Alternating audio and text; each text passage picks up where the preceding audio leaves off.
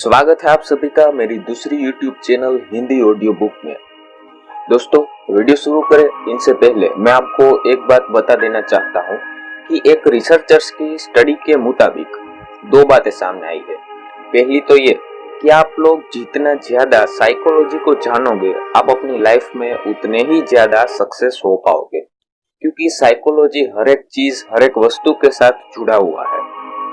इसका एक एग्जांपल लेते हैं कि हम इंस्टाग्राम में जाके साइकोलॉजी फैक्ट के नाम पे सर्च करेंगे तो हमारे सामने ढेरों पेज आके खड़े हो जाएंगे, और प्ले स्टोर या फिर ऐप स्टोर में जाके साइकोलॉजी फैक्ट सर्च करेंगे तो ढेरों एप्लीकेशन आके खड़ी हो जाएगी। उनके डेवलपर ने यही सोच के एप्लीकेशन और पेज को डेवलप किया है कि लोग जितना ज्यादा साइकोलॉजी को जानेंगे वो अपनी लाइफ में उतने ही ज्यादा सक्सेस हो पाएंगे। अब रिसर्चर्स की स्टडी के मुताबिक जो दूसरी बात सामने आती है वो ये है कि आप लोग जितना ज्यादा इमेजिनेशन करोगे आपका आईक्यू लेवल उतना ही ज्यादा विकसित हो पाएगा, उतना ही ज्यादा बढ़ पाएगा। आप लोगों ने अपने आसपास भी देखा होगा, जो लोग जितने ज्यादा बुक पढ़ते हैं वो लोग उतने ही ज्यादा सक्सेस हो पाते हैं। तो उसका सिर्फ यही रीजन होता है कि वो पढ़ते हुए उस बुक को इमेजिन कर रहे होते हैं और साथ में बुक के अंदर छिपे साइकोलॉजी फैक्ट को जान लेते हैं और फिर वो अपनी लाइफ में सक्सेस हो पाते हैं। तो दोस्तों, इन्हीं दोनों बातों को ध्यान में रखते हुए मैं आपके लिए पहली चैनल के जैसे ही इस दूसरी वाली चैनल में भी मजेदार साइंस फिक्शन और साइकोलॉजी से भरपूर हिंदी ऑडियो बुक लेके आता रहता हूँ। और आज भी ऐसी ही मैं एक मजेदार और science fiction Hindi audio book लेके हाजिर हूँ, जिसका नाम है टाइम मशीन, और इसे लिखा है योगेश माली ने। तो चलो दोस्तों, शुरू करते हैं टाइम मशीन को। ये है टाइम मशीन।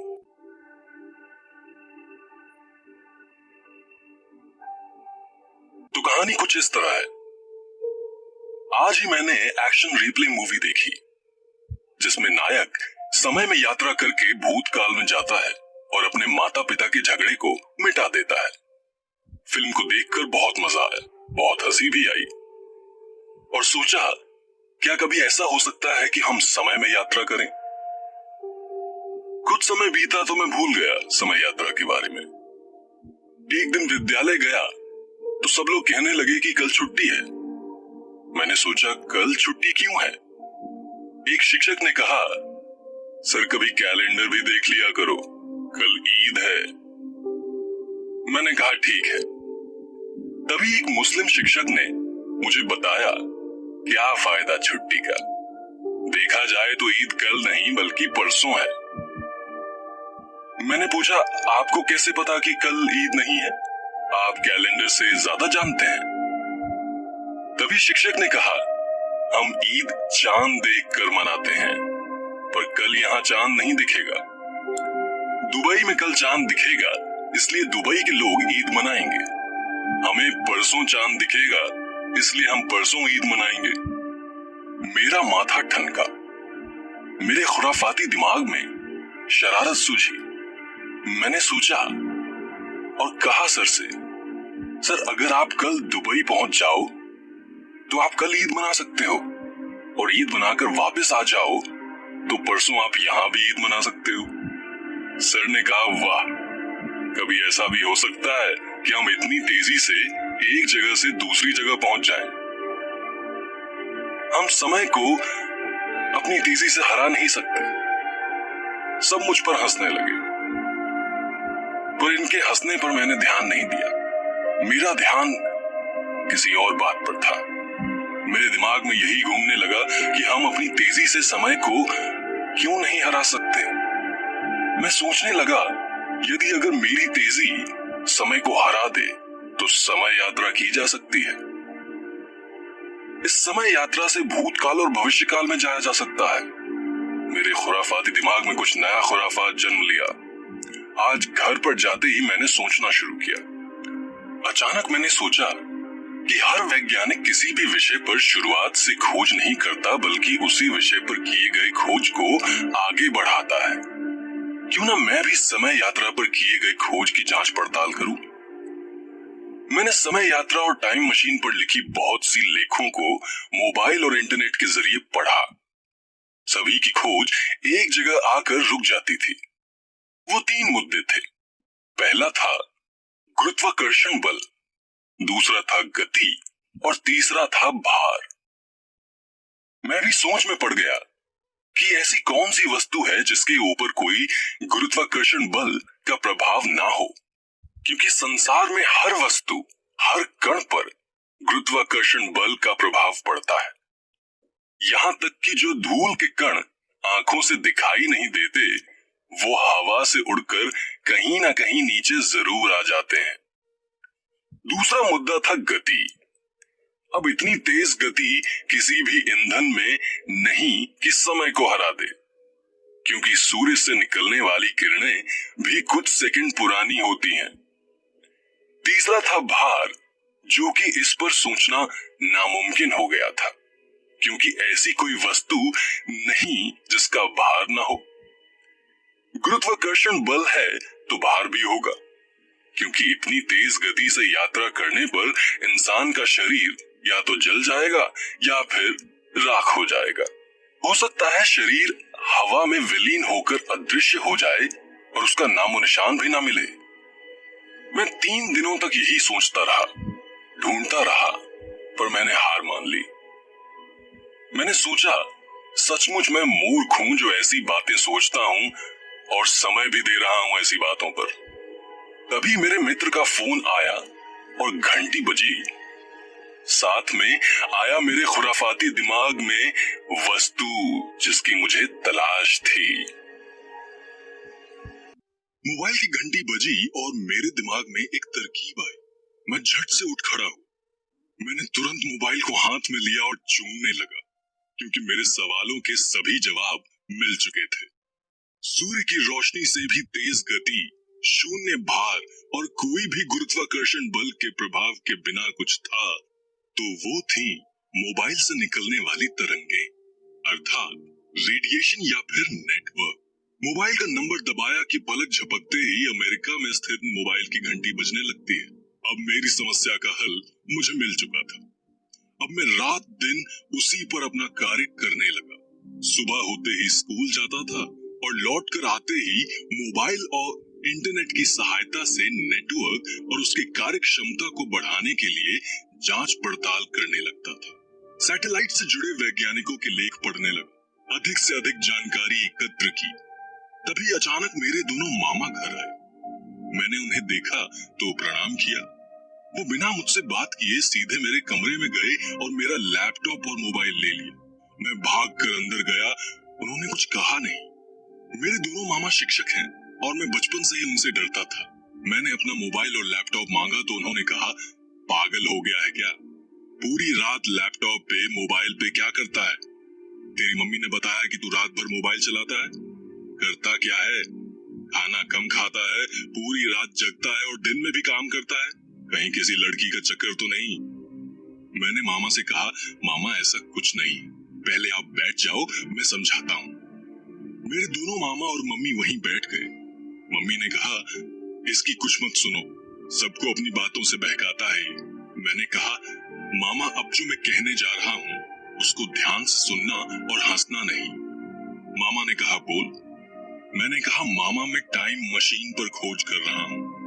मामा ने कहा, बेटा टाइम मशीन तो तेरे पास है, वो रही। मामा ने घड़ी की ओर इशारा किया।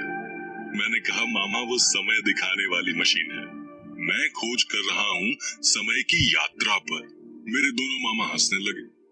कहा, बेटा तू सच में पागल हो गया है, तेरी मम्मी सही कहती है, तुझे डॉक्टर को दिखाना पड़ेगा। मैंने कहा, मामा मैं कुछ कर रहा हूँ तो उसकी कोई वजह तो होगी। मामा ने कहा, बेटा तेरा बाप सही कहता था, तू सच में लंगड़ा घोड़ा है। छोटे मामा ने कहा, तू आर्ट्स से पढ़ा है और वैज्ञानिक बनना चाहता है। मैंने कहा, न्यूटन और गैलीलियो ने क्या विज्ञान की पढ़ाई की थी? वो भी मेरी तरह इंसान थे, वो सोच सकते थे, मैं भी सोच सकता हूँ। वो जब वैज्ञानिक बने तो विज्ञान नहीं था मदद के लिए, पर मुझे मदद करने के लिए वैज्ञानिकों का लेख है। छोटे मामा ने कुछ सोचते हुए कहा, चल सिद्ध कर कि समय की यात्रा की जा सकती है।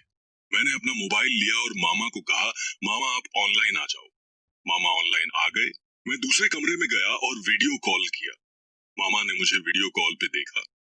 मैंने मामा से कहा, मामा समय देखो। मामा ने कहा, देख लिया। मैंने मोबाइल बंद किया और उनके सामने आया और कहा, अब समय देखकर बताओ कि मुझे मोबाइल बंद करके आपके सामने आने में कितना समय लगा। मामा ने कहा, 1 मिनट। इसमें कौन सी बड़ी बात है, हम तो वीडियो कॉल रोज करते हैं। मैंने कहा, मामा आपकी तरह ही सभी वीडियो कॉल करते हैं, पर जो मैंने देखा सभी ने नहीं देखा। वैसे ही पेड़ से जब गिरते हुए सेब को सबने देखा तो न्यूटन ने भी देखा, पर न्यूटन ने देखकर गुरुत्वाकर्षण बल की खोज की। उसी तरह से इस वीडियो कॉल से मैं सिद्ध कर सकता हूँ कि समय यात्रा की जा सकती है।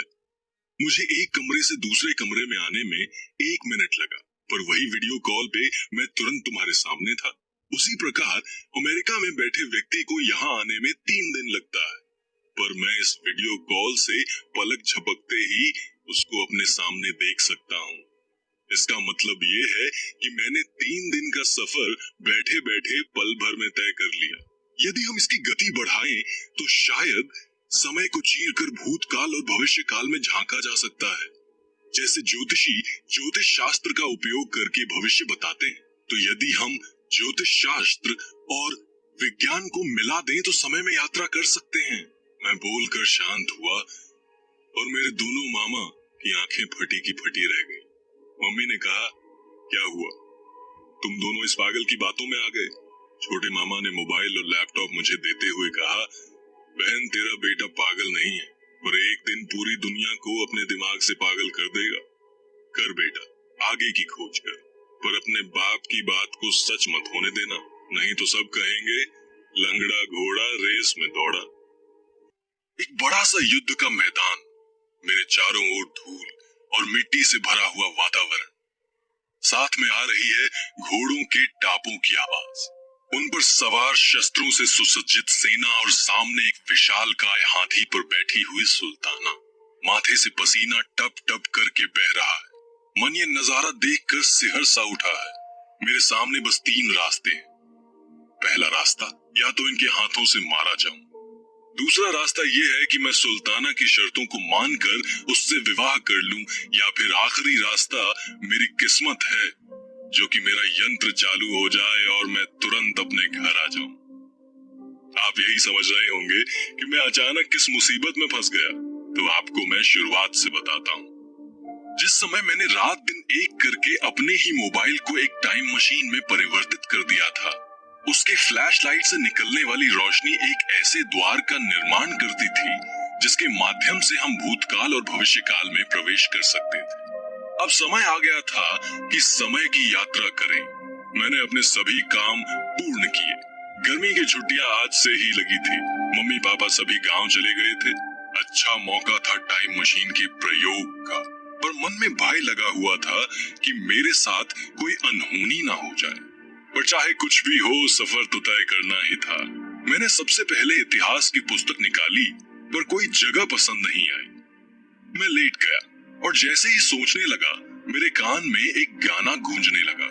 मैंने झट से टीवी चालू किया और देखने लगा कि एक गाने में ताजमहल को दिखाया जा रहा था। मेरे दिमाग में आया, क्यों ना मुगल काल में जाऊं और शाहजहां के दर्शन करूं।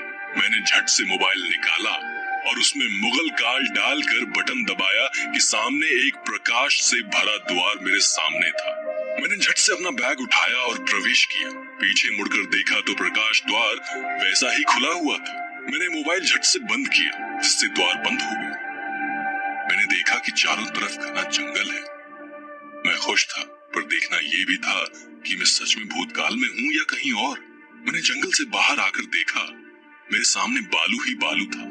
मैं कुछ समझ नहीं पाया कि बालू तो सिर्फ राजस्थान में होता है। मैं आगे बढ़ा और कुछ दूर पहुंचा तो देखा मेरे सामने एक बड़े से पत्थर का आलीशान गेट था। मैंने गौर किया कि उस पर कुछ अरबी में लिखा है, पर मैंने यदि मुंह खोला तो मुसीबत में पड़ जाऊंगा, क्योंकि मुझे पता नहीं था कि उस समय हिंदी बोली जाती थी या नहीं, इसलिए मुंह बंद रखना ही ठीक था। मैंने देखा कि पूरा मोहल्ला ही मुसलमानों से भरा हुआ है। जगह जगह मस्जिद और दरगाह, पर एक भी हिंदू नहीं। मैंने एक बच्चे को रोककर इशारे से पूछा कि ये कौन सी जगह है। उसने भी कुछ समझा नहीं, बस अपने हाथों से एक और इशारा किया। मैंने उस तरफ देखा तो मेरी आंखें फटी रह गई, क्योंकि मेरे सामने था एक बड़ा सा पिरामिड। पिरामिड देखकर मैं बहुत चक्का रह गया, पर नजारा भी देखने योग्य था। मुझे मेरी गलती समझ में आ गई थी। मैंने सिर्फ मुगल काल टाइप किया था, सन और देश का नाम डालना भूल गया। जल्दबाजी में बहुत बड़ी गलती कर बैठा, पर खुश था कि मुझे नायाब पिरामिड और पत्थरों से बनी मूर्तियां देखने को मिली।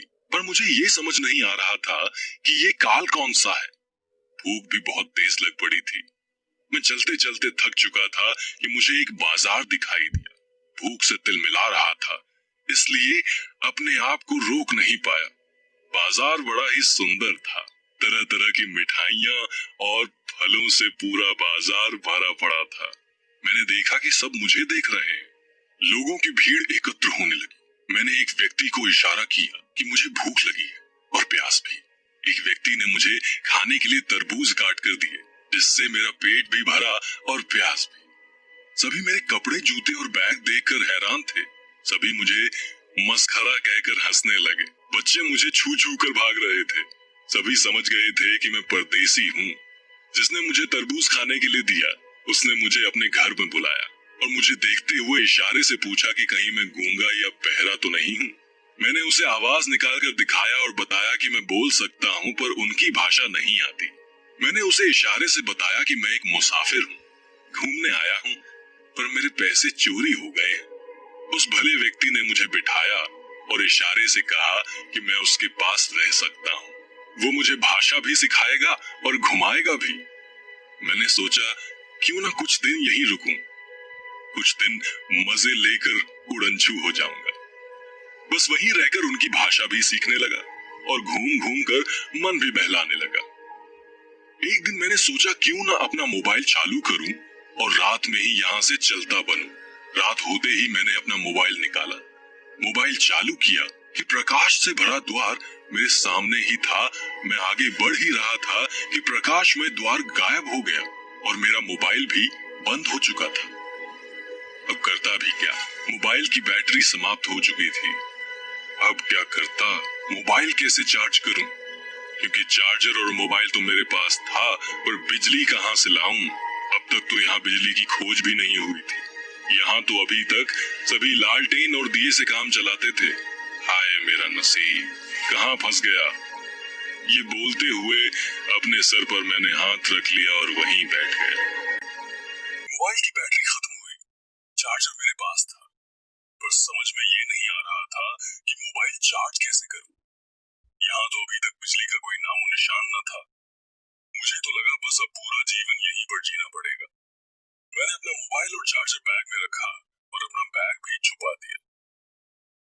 मेरी आंखों से आंसू बहे जा रहे थे। मैं आंसुओं को पोंछते हुए बाहर निकला मुंह धोने के लिए। उसी समय घर के मालिक वहां आ गए, जो मुझे भाषा सिखा रहे थे। उन्होंने कहा, क्या हुआ बेटा, क्यों रो रहे हो? अब तो तुम्हें हम लोगों की भाषा भी आती है। हम कोई काम धंधा शुरू करें और कमा कर लाए। तुम जितने दिन चाहो यहाँ रह सकते हो, पर कभी कोई पूछे कि तुम कौन हो और कहां से आए हो, तो बोलना कि मंसूर अली का भतीजा हूँ। यदि किसी को पता चला कि तुम परदेसी हो, तो तुम्हें वो उठा ले जाएंगे और तुम्हें गुलामों के बाजार में बेच देंगे।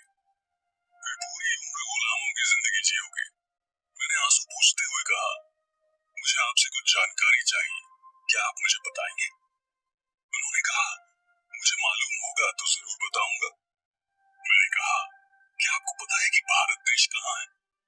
उन्होंने कहा, नहीं पता, पर ऐसा भी कोई देश है क्या? मैंने कहा, अच्छा तो ये तो पता होगा कि गंगा नदी कहाँ है या सिंधु नदी कहाँ है? उन्होंने कहा, नाम सुना है इन नदियों का, पर ये भी सुना है कि वहाँ का जीवन बड़ा सुहाना है, पर कहाँ है ये पता नहीं। मैंने कहा, अच्छा आपको ये पता है कि हिमालय नाम का बर्फों का पहाड़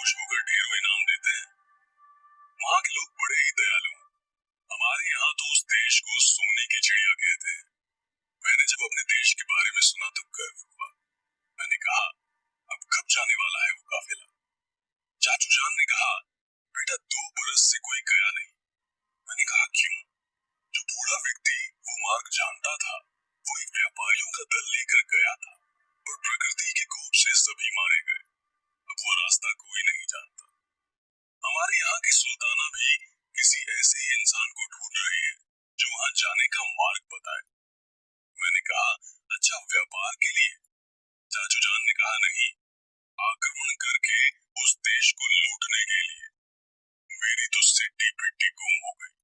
मैंने कहा, चाचू बहुत जानकारी ले ली। मैंने सोचा कहीं भी बाहर जाना खतरे से खाली नहीं। अब बिजली मुझे खुद बनानी पड़ेगी। तब तक चाचू जान के बताए गए रास्ते पर चलता हूँ। सुरक्षित रहूंगा तभी जा सकूंगा। मैंने कहा, चाचू जान मुझे ये बताएं कि काम कौन सा करूं? उन्होंने कहा, काम तो गुलाम करते हैं बेटा, तुम व्यापार करो। पर क्या व्यापार करोगे ये मैं तुम्हें कल बताऊंगा, अभी सो जाओ। मैं अंदर जाकर सो गया। सुबह होते ही चाचू जान की आवाज आई, बेटा उठो। मैं तैयार ही बैठा था। आज मैंने लंबा झब्बा और गोल टोपी पहनी थी। चाचू जान ने कहा, बेटा आज तुम बड़े ही अच्छे लग रहे हो, ऐसे ही कपड़े पहना करो। पर तुम्हारा एक अच्छा सा नाम भी होना चाहिए। तुम्हारा नाम क्या है बेटा? मैं सोचने लगा कि क्या नाम बोलूं। तभी उन्होंने कहा, उमर कैसा रहेगा?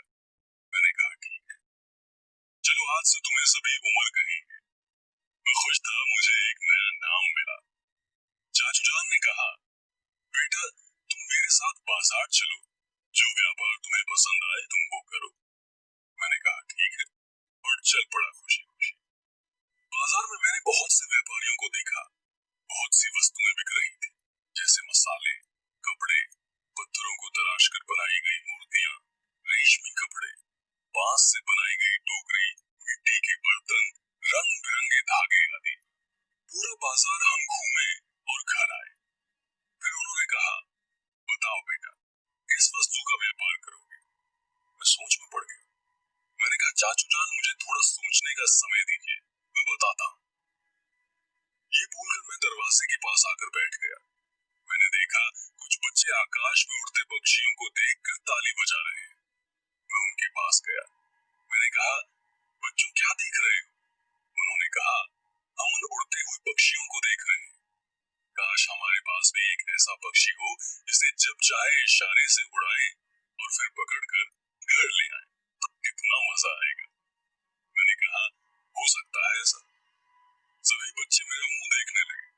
मैं घर के अंदर गया, पतला सा कपड़ा ले आया, उसे चौकोर में काटकर टोकरी से पतली लकड़ी लगाकर उसकी पतंग बनाई और मजबूत धागे से बांधकर उसे उड़ाया।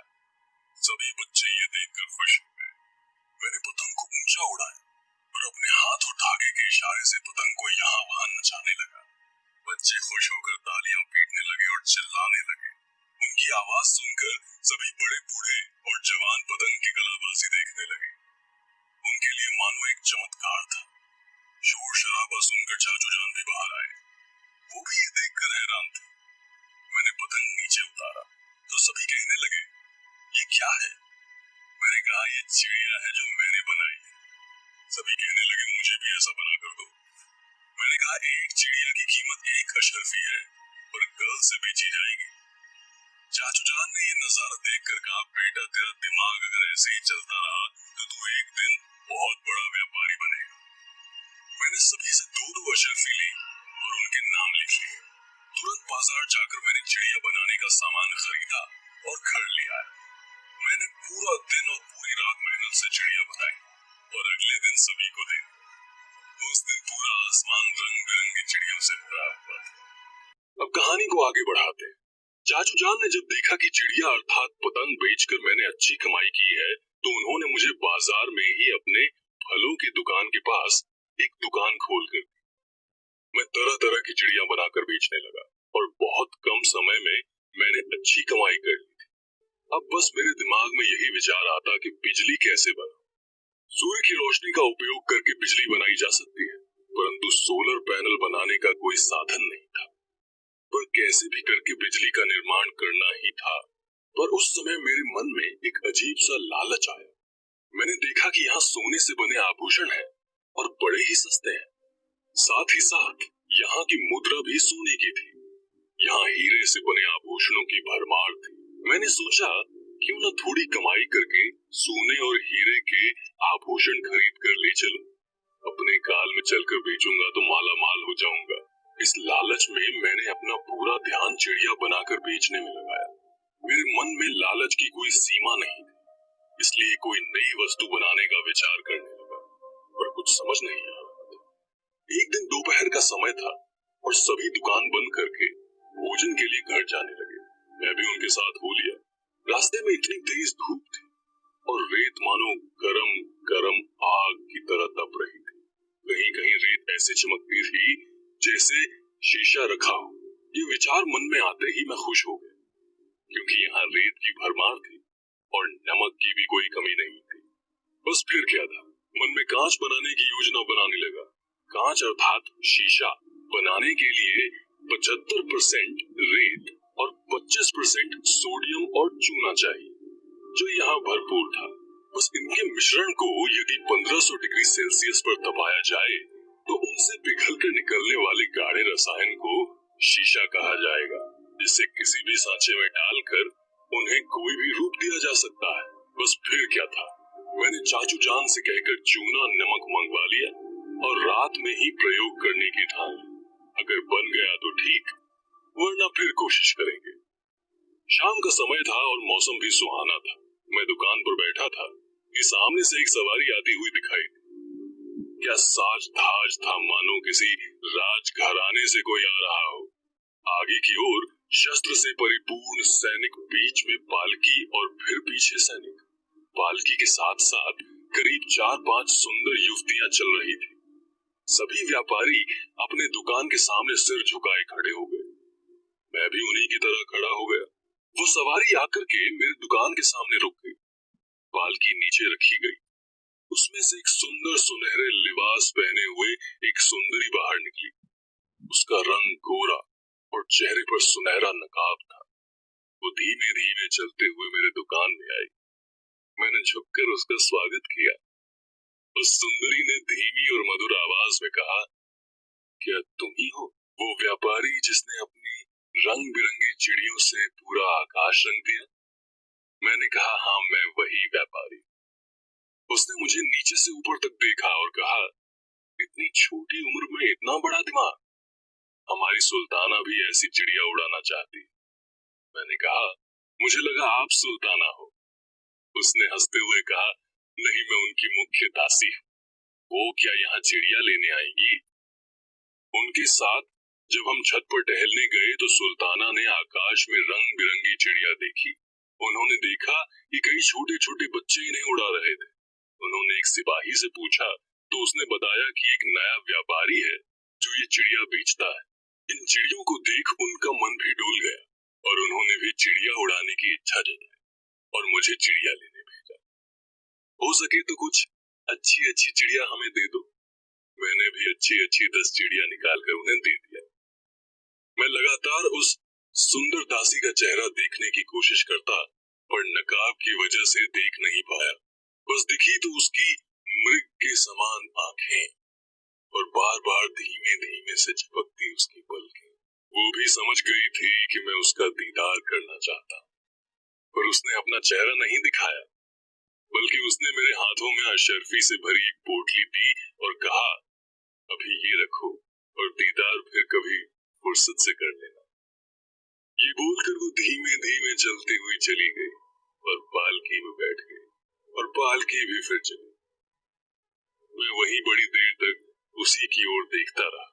चाचू जान मेरे पास आकर बोले, बेटा उमर, पोटली खोल के देख। मैंने पोटली खोली तो उसमें सोने की मुद्रा थी। मैंने वो सब चाचू जान को दे दी। उन्होंने कहा, बेटा ये तुम्हारे मेहनत का इनाम है, इसे तुम ही रखो। मैंने कहा, आपने मदद नहीं की होती तो मैं यहाँ तक नहीं पहुँचता। ये सुनकर उन्होंने मुझे गले से लगा लिया और कहा, बेटा तुझे देखकर मन से ये मलाल निकल गया कि कोई मुझे औलाद नहीं है आज तक। उनकी आंखें आंसुओं से भर गई। मैंने उसे पूछा और कहा, भावनाओं में बहना ठीक है, अंधेरा होने वाला है, अब दुकान बंद करके चलते हैं। अभी कुछ नया करना, बहुत काम है। हमने दुकान बंद की और घर पहुंच गए। मैंने पूरी रात मेहनत करके शीशा बनाया, पर वो काला था, उसमें चमक बिल्कुल भी नहीं थी। मन उदास हो गया। मैंने सोचा क्यों ना इसे पानी से धोकर देखूं। मैंने पास के चूल्हे से थोड़ा राख लिया और उस पर रगड़ने लगा और पानी से धोया तो मेरी खुशी का ठिकाना नहीं था। मेरे सामने ही एक चमचमाता कांच था। बस फिर क्या था, मैंने एक लकड़ी का तख्ता लिया और उसको एक ओर से राख से रंग दिया। मैं भागकर गया और चाचू जान से हीरे की अंगूठी मांगी। उन्होंने उतार कर दी और कुछ पूछा भी। मैं अंदर गया और हीरे की मदद से कांच को चौकोर में काटा, क्योंकि कांच को सिर्फ हीरे से ही काटा जा सकता है। मैंने इस प्रकार एक सुंदर सा आईना बनाया। सुबह होते ही मैंने अंगूठी चाचू जान को दे दी। चाचू जान ने कहा, बेटा तू पूरी रात सोया नहीं, बताएगा क्या कर रहा था रात भर? मैं अंदर गया और आईना लेकर आया। मैंने उन्हें आंखें बंद करने के लिए कहा, सो उन्होंने की। मैंने उनके सामने वो आईना रखा और कहा, अब आंखें खोलिए। आंख खोलते ही वो डर कर पीछे हो गए। फिर पास आकर उसमें देखने लगे और कहा, आज तक मैंने अपना चेहरा सिर्फ स्थिर जल में ही देखा था, पर पहली बार अपना चेहरा इतना साफ साफ देख रहा हूँ। बता मुझे, तूने जल को जमाया कैसे? मैंने कहा, ये दिमाग का खेल है चाचू जान। उसी समय दरवाजे पर कुछ सिपाही आ गए। उन्होंने कहा, क्या चिड़िया बेचने वाला व्यापारी यही रहता है? मैंने कहा, नहीं। सिपाही ने कहा, तुम्हें सुल्ताना ने बुलाया है राजमहल में। चाचू जान ने मुझे धीरे से कहा, बेटा वो बहुत ही खतरनाक है, जरा संभल कर रहना। हमने सुना है कि वो बहुत सुंदर है, पर वो बहुत बड़ी जादूगरनी भी है। सुना है उसने बहुत से भयानक जीव और शैतानों को कैद कर रखा है। मैं झट से तैयार हुआ और निकलने लगा तो चाचू जान ने मेरा बनाया आईना एक लाल कपड़े में बांध कर दिया और कहा, ये उन्हें तोहफे के रूप में दे देना, इसके बदले तुम्हें अच्छा इनाम मिलेगा। मैंने आईना लिया और सिपाहियों के साथ राजमहल की ओर चल दिया। अब कहानी को आगे बढ़ाते हैं। मैंने अपने बनाए हुए आईने को एक कपड़े में बांधकर अपने झोले में रख लिया था। मैं आगे आगे, सिपाही मेरे पीछे पीछे चल रहे थे। कभी मन खुशी से उछल पड़ता तो कभी डर से कांप जाता। मन खुश इसलिए था कि आज पहली बार मैं राजमहल में जा रहा था, सुल्ताना से मिलने वाला था। परंतु मन भयभीत इसलिए था क्योंकि ये पता नहीं था कि बुलाया किस लिए है। आखिर मुझसे ऐसा क्या काम पड़ गया? कुछ ही समय बाद मैं राजमहल के सामने था। महल दिखने में एक आयताकार बक्से के समान था और ऊपर से एक बड़ा सा गुंबद था। महल के चारों ओर बड़ी बड़ी मीनारें थी। राजमहल पूरा पीले रंग के पत्थरों से बना था।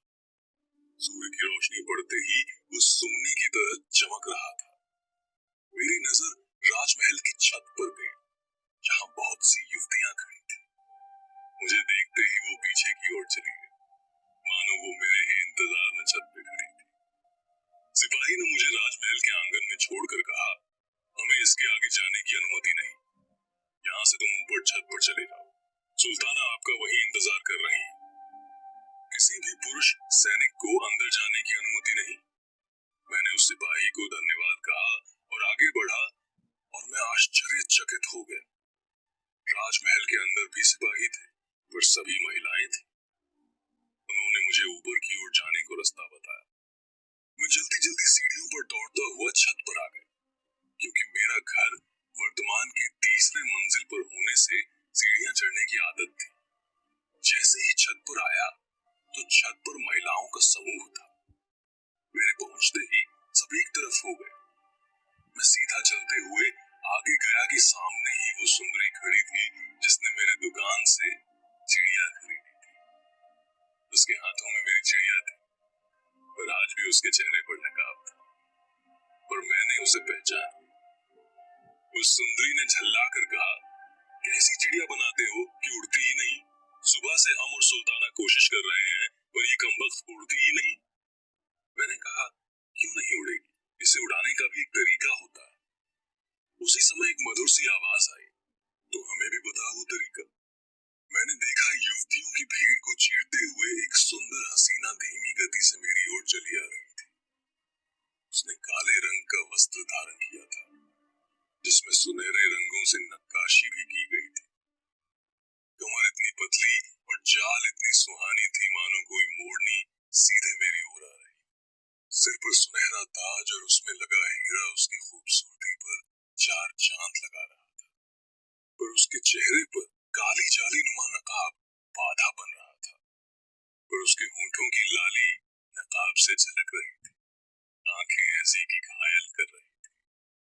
उसने पास आकर कहा, क्या मुझे सिखाओगे इस चिड़िया को आकाश में कैसे उड़ाते हैं? मैंने अपने कांपते हुए होंठों से हाँ कहना चाहा, पर मुंह से आवाज नहीं निकल रही थी। सुल्ताना ने फिर से कहा, क्या आप मुझे सिखाओगे? मैंने सिर हिलाकर कहा, हाँ। मैंने एक चिड़िया को दूर से बांधा और सुल्ताना के हाथों में दिया और अपने हाथों से उसके हाथों को पकड़कर सिखाने लगा। चिड़िया हवा में लहराने लगी। सुल्ताना ने जब चिड़िया को उड़ते देखा, खुशी से उछल पड़ी और मेरी ओर देखकर कहा, शुक्रिया। पर मेरे मुंह से आवाज न निकली और मैं उसकी आंखों को देखता जा रहा था। सुल्ताना भी मुझे ही देखे जा रही थी, नजरों से नजरें टकराने लगी। उसी समय एक हवा का झोंका आया और नकाब अपनी जगह से हट गया और सुल्ताना के बाल उसके चेहरे को मेरी नजरों से छुपाने लगे थे। सुल्ताना अपने बालों को धीरे से अपने चेहरे से हटाती तो ऐसा लगता मानो साक्षात कोई अप्सरा मेरे सामने खड़ी थी। उसके चेहरे की सुंदरता चांद के समान शीतल प्रकाश देती हुई मेरी आंखों से उतरकर दिल में समाये जा रही थी। उसकी मुस्कान मेरे मानस पटल पर आघात किए जा रही थी। सुल्ताना ने पास आकर कहा, क्या हुआ, कुछ बोलोगे या मुर्दे के समान खड़े रहोगे? मैंने कहा, गुस्ताखी माफ हो, पर मैंने आज तक ऐसा सुंदर मुखड़ा कहीं नहीं देखा। ये सुनकर सुल्ताना ने कहा, सभी दासियां यही कहती, पर मैंने अपने आप को सही ढंग से कभी नहीं देखा। मैंने अपने झोले से आईना निकाल कर दिया और कहा, ये तोहफा मैं आपके लिए लाया। सुल्ताना ने कपड़े से आईना निकालकर उसमें देखा और खुशी से झूम उठी। सुल्ताना ने खुश होकर कहा, क्या सच में मैं इतनी सुंदर हूं? मैंने कहा, हाँ। सुल्ताना मेरे पास आई और कहा, तुमने मुझे सच में एक नायाब तोहफा दिया, पर तुमने इस जल को इसके अंदर कैसे जमा दिया? मैंने कहा, ये जमा हुआ जल नहीं बल्कि आईना है, जिसे मैंने अपने हाथों से बनाया। ये सुनकर वो चौंक गई और कहा, मुझे विश्वास नहीं होता। ये जरूर कोई मायावी विद्या है जो सिर्फ तुम ही जानते हो। तुम आज मेरे खास मेहमान हो, क्या आज तुम मेरे साथ भोजन करोगे? मैंने खुशी से कहा, क्यों नहीं, ये मेरा नसीब है कि मैं आपके साथ बैठकर भोजन करूं। हम सभी महल के अंदर गए। महल बड़ा ही सुंदर था। मैंने सुल्ताना और उनकी मुख्य दासी के साथ बैठकर भोजन किया। भोजन के बाद नाच गाना हुआ। जब मैंने जाने की इजाजत मांगी तो सुल्ताना ने कहा, यहीं ठहर जाओ। मैंने कहा, मेरा मन था रुकने का, पर चाचू जान को चिंता हो, इसलिए मेरा जाना जरूरी है। ये बोलकर सबसे विदा ली और निकल पड़ा। कुछ ही दूर गया था कि सुल्ताना पीछे से दौड़कर आई और मेरा हाथ पकड़कर कहा, कल जरूर आऊं। मैंने कहा, हाँ जरूर आऊंगा। सुल्ताना ने दासी से कहा, इन्हें छोड़कर आओ। दासी मेरे साथ चली। राजमहल के द्वार पर पहुंचते ही दासी ने कहा, होशियार हो जाओ उमर, सुल्ताना तुम पर मुग्ध है, मतलब तुम्हारी जान खतरे में है। मैंने चौंक कर कहा, तुम्हें कैसे पता? उसने कहा, मूर्ख, कल आओगे तो पता चलेगा। अब आगे हुआ क्या, ये हम जानेंगे दूसरे एपिसोड में। तब तक के लिए आप शेयर कीजिए इस वीडियो को अपने फ्रेंड्स और फैमिली के साथ। उसका भी IQ लेवल बढ़ाइए, उसका भी साइकोलॉजी ज्ञान बढ़ाइएगा। और अब हम मिलेंगे नेक्स्ट एपिसोड में।